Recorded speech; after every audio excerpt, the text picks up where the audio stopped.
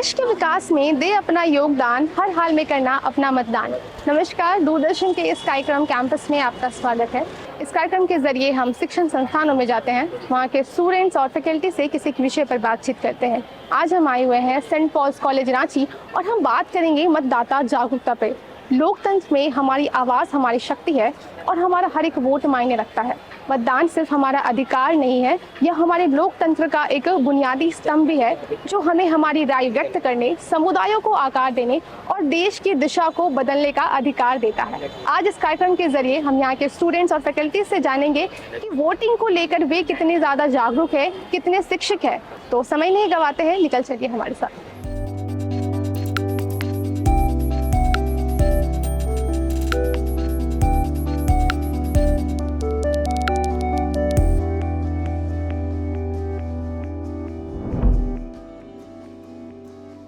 Voting की जो पूरी प्रक्रिया होती है, जिसमें रजिस्ट्रेशन हो गया या पोलिंग लोकेशंस के बारे में जानना हो, तो इस पूरे प्रोसेस को लेकर आप कितने ज़्यादा इन्फॉर्म्ड हैं? The process of registration, an eligible citizen is to register to vote, which includes sharing all the details and giving the proof of their residency. And then polling locations are usually the places set for the voting of the people. They can visit those places and do their ballots on the day of the elections. So these polling locations are set up in public institutions, usually 2 to 3 kilometers afar from every citizen's residency. And then voting methods. Voting methods are plays a very crucial role during the election period. So electronic voting machines are used to keep a record of all the votes so that it can ensure that the election is very efficient, secret and accurate. Voting के process के मुख्य 2 भाग होते हैं। पहला registration, दूसरा चुनाव के दिन चुनाव बूथ पे जाके अपना वोट डालना। आइए हम रजिस्ट्रेशन को समझते हैं। रजिस्ट्रेशन यह एक प्रोसेस है जिससे मतदाता अपना नाम एलिजिबल लिस्ट पे दाखिल करते हैं। रजिस्ट्रेशन सक्सेसफुल होने के बाद मतदाता का नाम इलेक्टोरल रोल पे आ जाता है, जिससे वे क्वालिफाई हो जाते हैं वोटिंग करने के लिए। रजिस्ट्रेशन के लिए मुख्य 2 बातें होती है। पहला बात कि मतदाता एक भारतीय नागरिक होना चाहिए, दूसरा मतदाता की उम्र 18 या 18 से अधिक होनी चाहिए। वोटिंग के दिन मतदाता वोटिंग बूथ पे जाते हैं, वे इलेक्टोरल रोल पे अपना नाम देखते हैं। अगर उस पर होता है तो उन्हें एक पर्ची दी जाती है जिसे वे अंदर लेके जाते हैं और उनका नाम एक रजिस्टर में दाखिल होता है। रजिस्टर में दाखिल होने के बाद उन्हें सिग्नेचर करवाए जाते हैं, उनके हाथ में एक लिंक लगाए जाते हैं। उसके बाद उन्हें वोटिंग बूथ पे भेजा जाता है। उसके बाद वे मतदाता को अपनी उम्मीदवार जो उसे पसंद है उन्हें वे वोट देते हैं। अगर मतदाता को उम्मीदवार पसंद ना आए तो वो नोटा में वोट डाल सकते हैं या डालते हैं, जिसे नन ऑफ द अबव भी बोलते हैं। Voting and participating in election is one of the responsibilities of citizen of India. In India, voting is fairly straightforward, and as we are a citizen of India, we have the right to vote. There are several points for voting. First, the candidate must be of 18 years. Second, the candidate should have their voter ID card. Third, they have to check their name in the voter list. Fourth, electronic voting machine is used for casting the vote.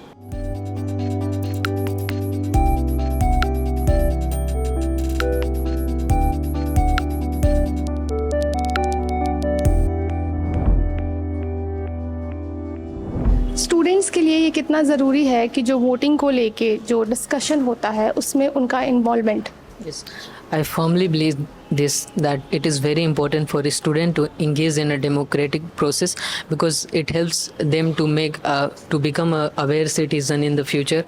And as we know that voting is a fundamental process in a democratic system, and it is then it becomes very crucial for a student to engage in a democratic process. It helps them to prioritize the issues important to us, and it will help them to make the student become an active agent,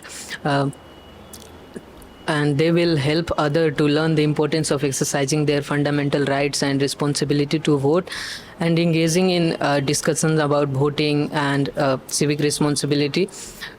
It is very important for a student to take the responsibility to make others aware about it, and it will make them a good citizen in the future, but it is very crucial for them. छात्रों के जीवन में मतदान और नागरिकों की जिम्मेदारी पर चर्चा बहुत आवश्यक है, और अगर मेरी माने तो इतना ही आवश्यक है जितना मतदान स्वयं देना।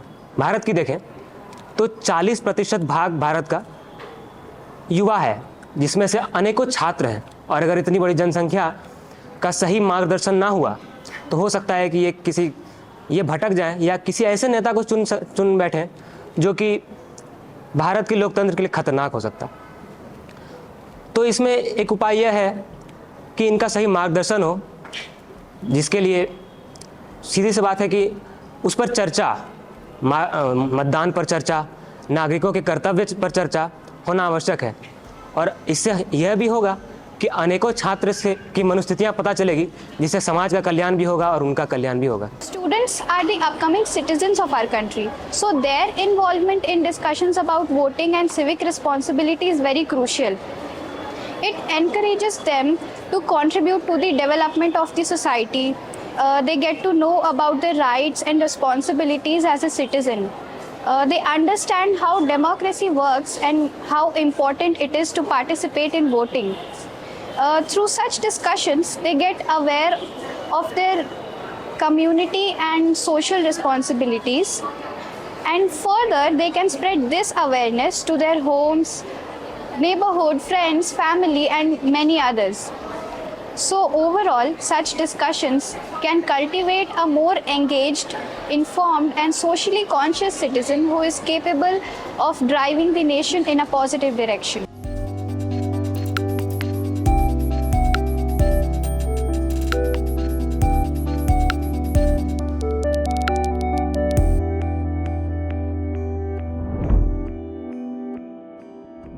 मतदान करते समय लोगों को किन किन चुनौतियों का सामना करना पड़ता है? मतदान करने समय लोगों को बहुत सी परेशानियों का सामना करना पड़ता है। फर्स्ट तो ये है कि ग्रामीण क्षेत्र में बहुत से अनपढ़ लोग होते हैं जो कि वोट देने जाते हैं, लेकिन नहीं पढ़ पाने के कारण और जिनको नहीं पहचान पाने के कारण वे लोग अपना मनपसंद उम्मीदवार को वोट नहीं दे पाते हैं।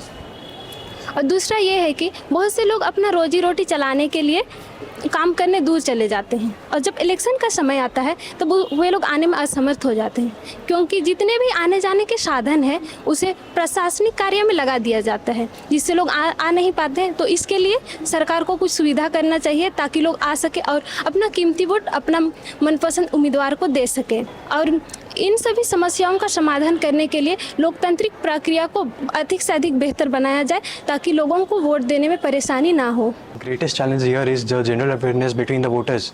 Many of the voters do not even know that they can vote and they have the ability to vote, and the constitution provides them the right that they can vote.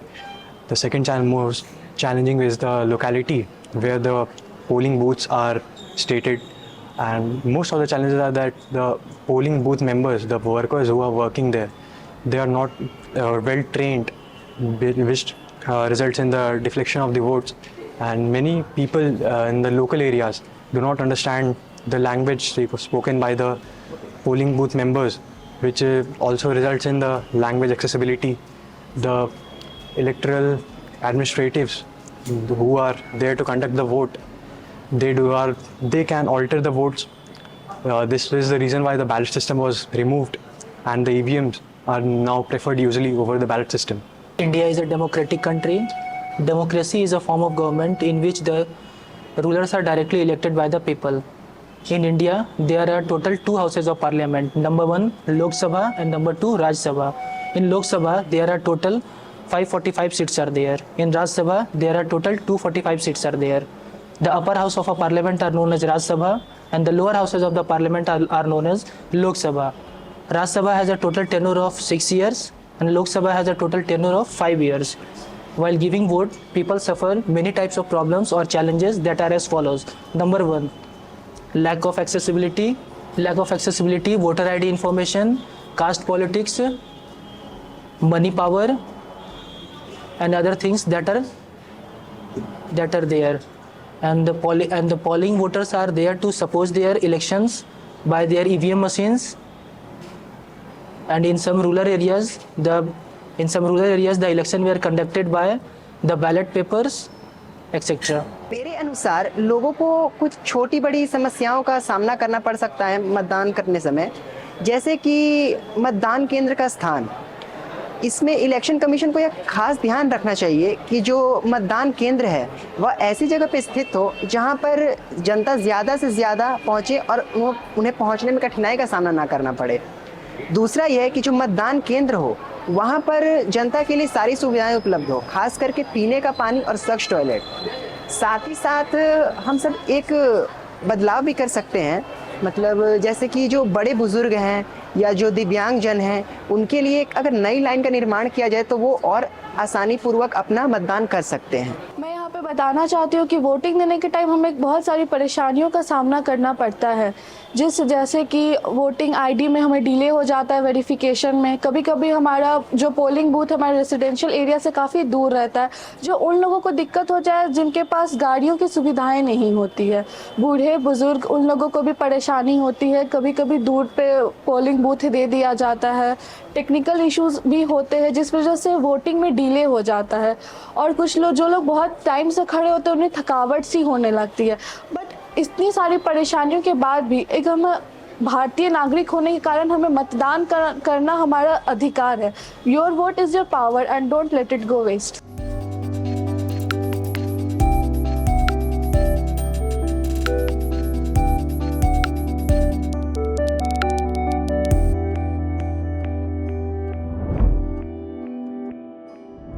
जो भी उम्मीदवार election में खड़े होते हैं तो उनसे संबंधित जानकारी अब कहाँ से इकट्ठा करते हैं? ऐसे तो बहुत से माध्यम हैं जिससे हम जानकारी प्राप्त कर सकते हैं। चुनाव आयोग की वेबसाइट से उम्मीदवारों के बारे में जानकारी प्राप्त कर सकते हैं, जैसे कि उनके संपत्ति की जानकारी, क्वालिफिकेशन क्या है और महत्वपूर्ण जानकारी प्राप्त कर सकते हैं। साथ ही समाचार पत्र और ऑनलाइन समाचार पत्र के माध्यम से उम्मीदवारों के बारे में जानकारी प्राप्त कर सकते हैं और उनके अपडेट मिलते रहते हैं। और सोशल मीडिया, उम्मीदवारों के सोशल मीडिया अकाउंट से उम्मीदवार के बारे में जानकारी और अपडेट्स मिलते रहते हैं उनके अभियान के। मतपत्र उपायों के बारे में जानकारी के लिए चुनाव आयोग की वेबसाइट या समाचार पत्र की वेबसाइट पर जाकर पता कर सकते हैं।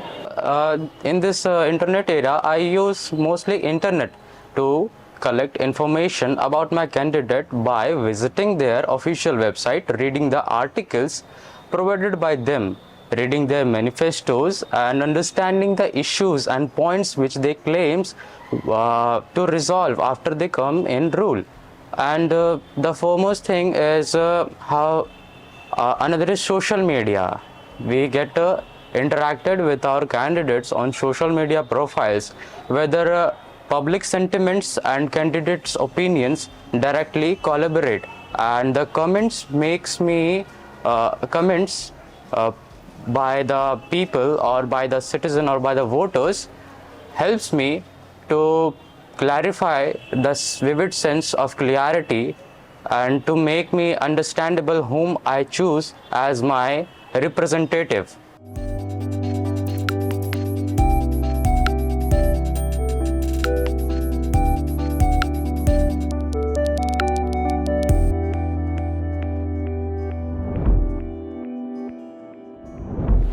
आपको क्या लगता है कि आपका जो वोट है वो कोई फ़र्क डालता है, क्यों या फिर क्यों नहीं?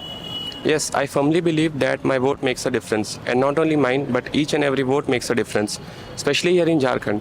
With a population of over 32 million, this state faces unique challenges like poverty, education, infrastructure development, etc., where each vote can contribute to decide how to tackle these issues. Moreover, Jharkhand has a rich tribal culture with nearly 26% of the population belonging to various scheduled tribes, and hence by voting, we can raise their voices and that our elected representatives understand their concerns, especially regarding the land rights and development initiatives.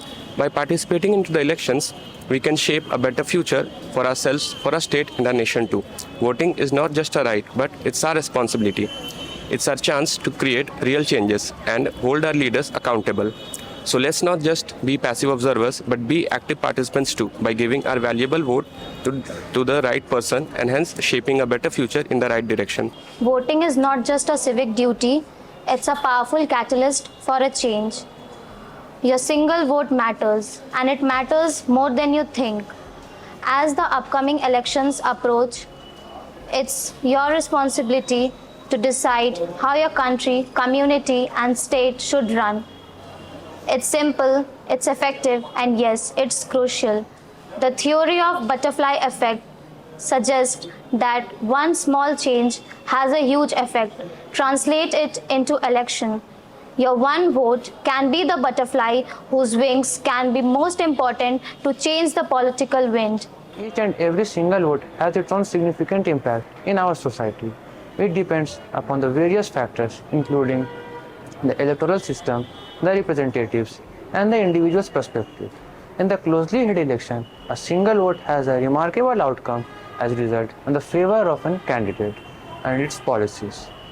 Along, a single vote might not have seemed much sufficient, but in collectively, it matters a lot.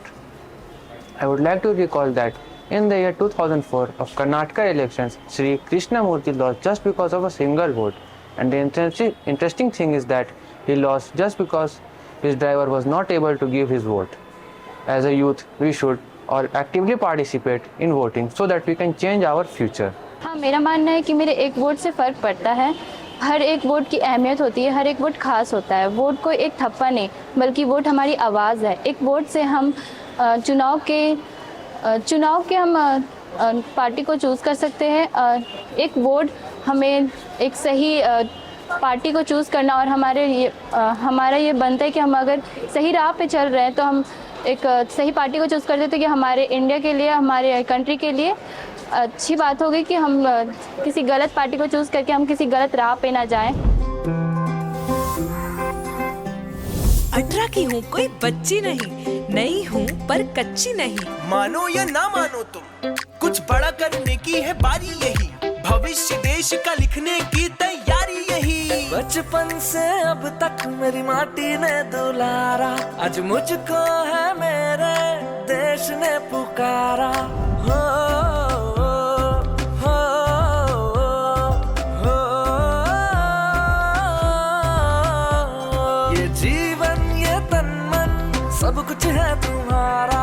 आज मुझको है मेरे देश ने पुकारा. जो सोचे और ठाने तो करके दिखा दे, ऐसे हैं मेरे देश के फौलादी इरादे. आज चल पड़े हैं हम सबके कदम, बदलने भाग्य देश का निकल पड़े हैं हम. हो,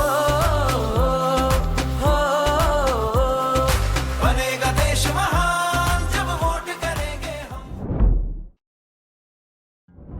यहाँ के स्टूडेंट्स से हमने मतदाता जागरूकता पर कई सारे सवाल जवाब किए.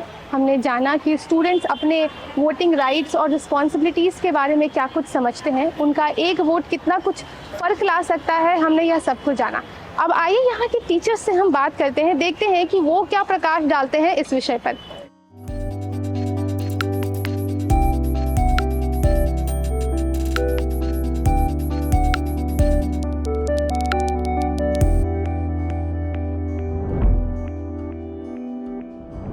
जागरूक यहाँ होना होगा पब्लिक को कि कुछ पैसों के लिए हम अपना वोट बेच देते हैं. ये वोट जो हमारा अधिकार है कि सही नेता को हम चुने, वो यहाँ पैसे के बल पे हम सही नेता का चयन नहीं कर पाते। ये अगर हम दूर तक सोचें, जिस तरह हम लोग यहाँ कॉलेज में हैं, तो हमें लगता है कि कहीं शिक्षा की कमी है या बेरोजगारी के कारण है, जो कि चंद पैसे के लिए बिक जाते हैं। और शायद इसी के कारण फंडिंग, जो गवर्नमेंट एक सीमित फंडिंग देती है, उस हमारे लिए जो गलत ढंग से वोट अपना बेचते हैं, उसे पूरा करने के लिए राजनेताओं को बड़े बड़े कंपनियों से फंड लेना पड़ जाता होगा। और अगर बड़े कंपनी दे भी रहे हैं फंड इलेक्शंस के लिए, तो वो बिके हुए होते हैं। मेरा ये मानना है कि जो एजुकेशन इंस्टीट्यूशंस हैं वो बहुत अच्छी तरह से बच्चों के अंदर इस बीज को डाल सकते हैं कि उनके वोट का बड़ा महत्व है। मैंने अपने जीवन में इस बात को देखा है। जब मैं प्रारंभिक शिक्षा में थी, जब मैं एक विद्यार्थी का जीवन जी रही थी, मैंने इस बात को देखा है कि मैंने कहानी पढ़ी थी अंधेर नगरी चौपट राजा, और वहां पर मुझे ये बतलाया गया था कि नगरी अंधेर हो जाती है यदि राजा चौपट हो, यदि राजा एक सही राजा ना हो। और मुझे उस समय बतलाया गया था कि मेरे पास ये अधिकार है कि आज के समय में मैं अपना राजा खुद चुन सकती हूँ, हम अपना नेता खुद चुन सकते हैं। ये बात बचपन में मेरे अंदर डाली गई थी और मैंने अपने वोट के अधिकार को समझा था। एजुकेशन इंस्टीट्यूशंस जो हैं, बाल्यावस्था से ही बच्चों के जीवन में इस बात को डाल सकते हैं कि उनकी शिक्षा, उनका रोजगार, उनका स्वास्थ्य, उनका परिवार, उनका जीवन उनके वोट पर बहुत ज्यादा आधारित है और उनका एक वोट बहुत महत्व रखता है। मेरे ख्याल से मेरा यह मानना है कि इंस्टीट्यूशंस बहुत अच्छे तरीके से प्रमोट कर सकते हैं वोटिंग अवेयरनेस को। जहाँ तक मेरा कहने का आधार ये होता है कि शैक्षणिक संस्थान के आधार पर कैसे लोगों को जागरूक किया जाए मतदान पे, तो शैक्षिक संस्थान है वो सबसे अच्छा माध्यम है नव युवकों को या युवा वर्ग को आगे बढ़ाने के लिए, उन्हें प्रेरित करने के लिए। तो शिक्षा के आधार पर हम उन्हें आगे और भी बढ़ा सकते हैं। वैक्सीन के आधार एक उदाहरण स्वरूप मैं कहना चाहती हूँ, ताकि ये जो समाज की जो ये गंदगी है या कहा जाए जो नेगेटिविटी है, ये वायरस को हम एक वैक्सीन के आधार पर, जो मतदान का जो एक वैक्सीन है, इसके आधार पर हम लोगों को जागरूक कर सकते हैं, आगे बढ़ा सकते हैं। और खास करके नव युवकों को हम इसको इनकरेज नहीं करके बल्कि करेजमेंट देकर आगे बढ़ा सकते हैं और लोगों को निपुणतापूर्वक जागरूक करके कि हमारे पास एक पावर है, एक शक्ति है नागरिक को, कि वो वोट के आधार पर सरकार को बना सके और देश का विकास कर सके। I want to say that as we are know about the social media like Facebook, Instagram and X, etc. It plays an important role in 2024 Lok Sabha election, as it was used for political campaigns of the political parties. We should know, we should not underestimate the powers of social media and its impact on the voters. The viewers should be aware about their changes of the information, so the voters should check the authenticity of the information. So some fake news are also published in social media, so we have to go through it and we can understand the actual situation of the society. आज इस कार्यक्रम में हमने मतदाता जागरूकता के महत्व को समझा। हमने जाना कि हर वोट की ताकत होती है और यह हमारी जिम्मेदारी है कि हम चुनावी प्रक्रिया में सक्रिय भागीदारी करें। जब हम सही जानकारी के साथ मतदान करते हैं तो हम अपने देश के भविष्य को और बेहतर बनाने में मदद करते हैं। इसलिए हम सभी को मिलकर एक जागरूक और जिम्मेदार नागरिक बनना चाहिए और अपने अधिकारों का सही इस्तेमाल करना चाहिए। आखिर में वो कहते हैं ना, लोकतंत्र का सबसे बड़ा उत्सव मतदान है और लोकतंत्र की सबसे बड़ी शक्ति हमारा मत है। इसी के साथ हमें दीजिए इजाज़त। हम फिर मिलेंगे आपसे कैंपस प्रोग्राम के अगले अंक में। तब तक के लिए जोहार। मतदान करें, देश विधाता बने। मतदान करें, देश विधाता बने। 18 वर्ष से शुभारंभ है, अंतिम सीमा कोई नहीं। 18 वर्ष से शुभारंभ है, अंतिम सीमा कोई नहीं। नवयुवक से वृद्ध जन तक मिलकर सब मतदान करें। नवयुवक से वृद्ध जन तक मिलकर सब मतदान करें। मतदान करें, देश विधाता बने। मतदान करें, देश विधाता बने। इस राज्य के कल्याणार्थ भी महापर्व का भाग बने। इस राज्य के कल्याणार्थ भी महापर्व का भाग बने। अपने विवेक से नेता चुनकर राज्य का कल्याण करें। अपने विवेक से नेता चुनकर राज्य का कल्याण करें। मतदान केंद्रों पर जाकर मतदान केंद्रों पर जाकर शांतिपूर्ण मतदान करें। देश विधाता बने। लोकतंत्र के महापर्व का हम सब भागीदार बने। मतदान करें, 100% मतदान का सपना हम सब मिल साकार करें। मतदान करें, मतदान करें, देश विधाता बने। मतदान करें।